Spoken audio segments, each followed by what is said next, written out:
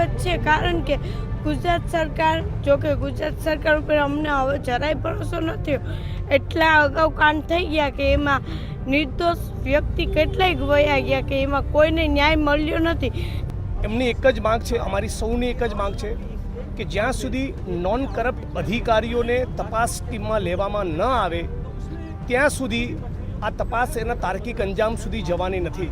30થી વધારે નિર્દોષ નાગરિકો ગુજરાતના આપણે ગુમાવ્યા. એ બાદ પણ રાજ્યના મુખ્યમંત્રી અને રાજ્યની પોલીસ પ્રશાસનનું જે કમિટમેન્ટ હોવું જોઈએ કે આ કિસ્સામાં કોઈ પણ સંજોગોમાં ન્યાય આપીશું, એવું કોઈ જ કમિટમેન્ટ નથી. બાકી કોઈ સુધી હજી ગુજરાત સરકારમાંથી આવ્યું નથી ને અમારી ઘેરે કે તમને શું થયું, તમારું વ્યક્તિ વયું ગયું, તો અમે આની પાસે શું કરવા માંગો. રાજકોટ પોલીસ દ્વારા 3 કરોડનો તોડ કરવામાં આવ્યો. હવે એ જ અધિકારીઓ આ અગ્નિકાંડની તપાસ કરી રહ્યા છે, તો આ અધિકારીઓ પાસેથી ન્યાયની અપેક્ષા કઈ રીતે હોય? અમારી એસઆઈટીમાં જે અત્યારે નિમી છે, એ એસઆઈટીમાં અત્યારે 4 જગ્યાએ બોરબી કાંડ છે, અરણી કાંડ છે, સુરતનું છે, આ છે, એકમાં પણ એને કોઈને ન્યાય નથી મળ્યો.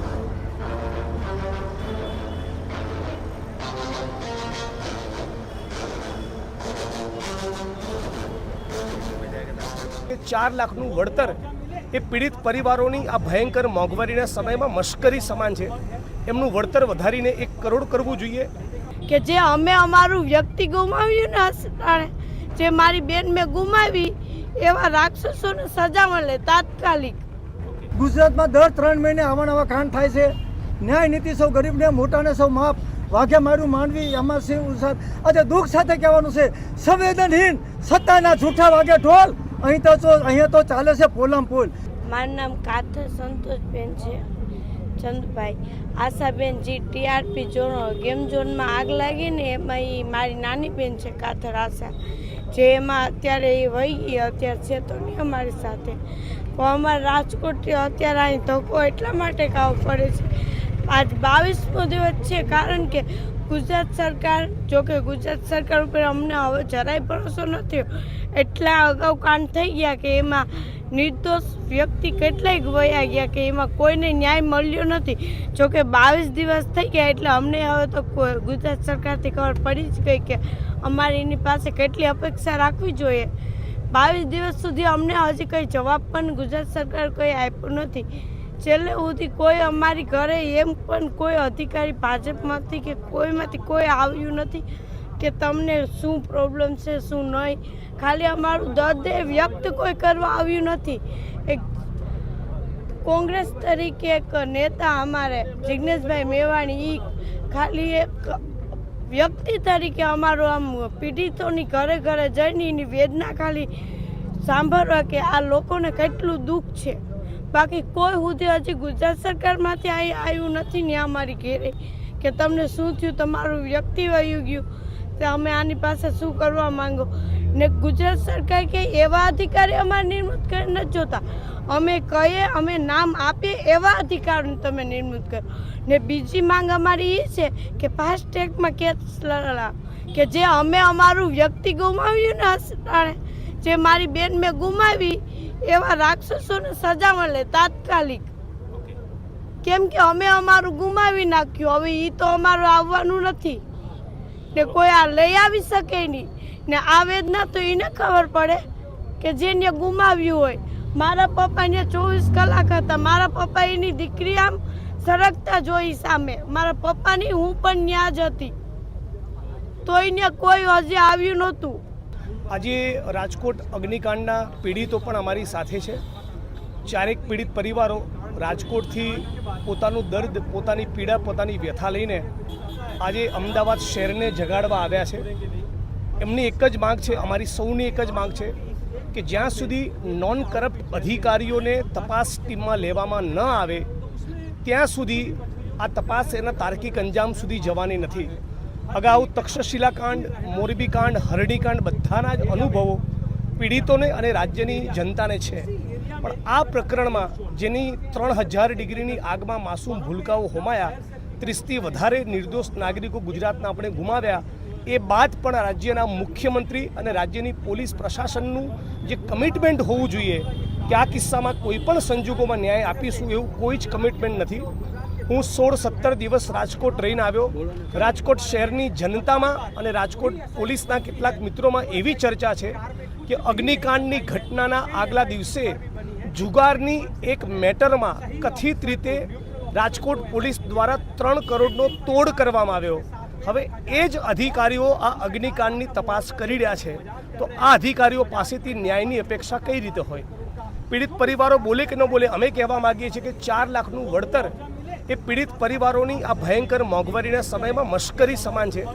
એમનું વળતર વધારીને 1 કરોડ કરવું જોઈએ અને ટ્રાયલ એ એકાદ વર્ષમાં પૂરી થાય એના માટે સ્પેશિયલ કેસમાં ફાસ્ટ ટ્રેક કોર્ટમાં કેસની ટ્રાયલ ચલાવવી જોઈએ.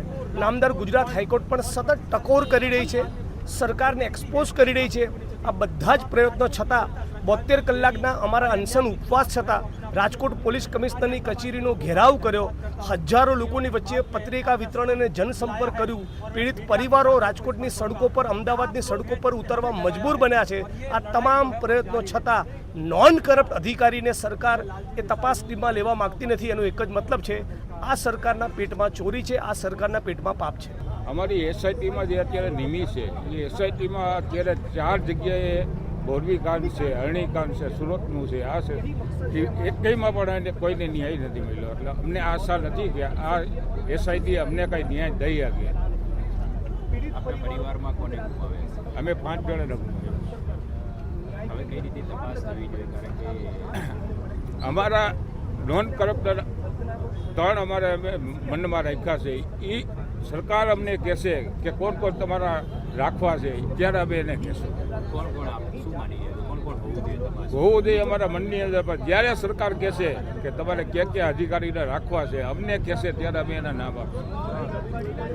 રાજકોટની અંદર ગયા મહિને જે ગોઝારી ઘટના ઘટી અને એની અંદર ખાસા બધા લોકોએ અને 3000 ડિગ્રી જેવા ઊંચા તાપમાને નાના બાળકોના મૃતદેહો શેકાઈ ગયા. એટલે એ ઘટનાને લઈ પીડિત પરિવારને હૂંફ આપવા અને પીડિતોને શ્રદ્ધાંજલિ આપવા માટે આજે આ કાર્યક્રમનું આયોજન કર્યું છે. એ આશાએ કે આ પ્રકારે શ્રદ્ધાંજલિ આપવાથી કદાચ પીડિતોને ન્યાય મળવાની જે ગતિ છે એ થોડી તેજ બને. અત્યાર સુધી એવું બન્યું છે કે જેટલી પણ ઘટનાઓ બની એમાં ક્યાંય પણ ન્યાયની જે વાત છે એ ન્યાય એ વેગળો રહ્યો છે પીડિત પરિવારથી. એટલે પીડિત પરિવાર જો આટલા દિવસથી રાજકોટમાં બેઠો હોય અને એની માગણી બહુ નાની માગણીઓ છે કે સીટની અંદર નિષ્પક્ષ તપાસ કરનારા અધિકારીઓ નિમાય અને પીડિત પરિવારને ન્યાય મળે. આટલી એક નાની માગણી જો સરકાર સંતોષી ના શકતી હોય તો પીડિત પરિવારને હાલ જે એસઆઈટીનું ગઠન થયું છે એમાં વિશ્વાસ નથી એવું પીડિત પરિવારનું પણ કહેવું છે. અને પીડિત પરિવાર પણ અમારી સાથે અહીંયા જોડાવાના છે. આ ઉપરાંત ધારાસભ્ય જિગ્નેશ મેવાણી પણ જોડાવાના છે, કોંગ્રેસના લાલજીભાઈ છે અને બીજા ઘણા બધા સન્નિષ્ઠ કાર્યકરો જેઓ વર્ષોથી હ્યુમન રાઇટના મુદ્દે કામ કરી રહ્યા છે એવો પણ આ શ્રદ્ધાંજલિ કાર્યક્રમમાં જોડાયા. ઓકે. અમદાવાદના સામાન્ય નાગરિકો દ્વારા અને ખાસ કરીને આ સુબોધભાઈનો એક કોલ આવ્યો હતો કે રાજકોટની અંદર અગ્નિકાંડના જે ભોગ બનેલા છે એને હજી સુધી ન્યાય મળ્યો નથી. જે સમગ્ર ગુજરાતના નાગરિકોની લાગણી દુભાણી છે. સરકારે પણ શીગડા પૂછડા વગરની કમિટી નિમી છે. તો સ્પષ્ટ માગણી છે કે પીડિત પરિવારને 1 કરોડ રૂપિયાની આર્થિક મદદ કરે. ગુજરાત હાઈકોર્ટના સિટિંગ જજ અંતર્ગત તપાસ સોંપવામાં આવે અને ફાસ્ટ કોર્ટની રચના કરી ઝડપીમાં ઝડપી ન્યાયના હિતમાં કામ કરે.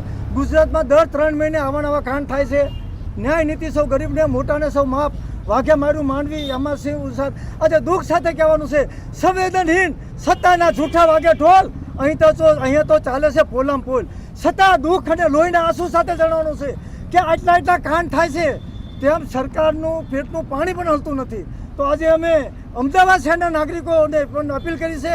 તો આની અંદર આ ગરમીની અંદર સેંકડો લોકો અગ્નિકાંડના ભોગ બનેલાને શાંતિ આપે અને ન્યાય પ્રક્રિયામાં ઝડપી થાય એ હેતુથી આજે કોઈ પણ બિન રાજકીય રીતે તમામ અમદાવાદના નાગરિકો જોડાયા છે.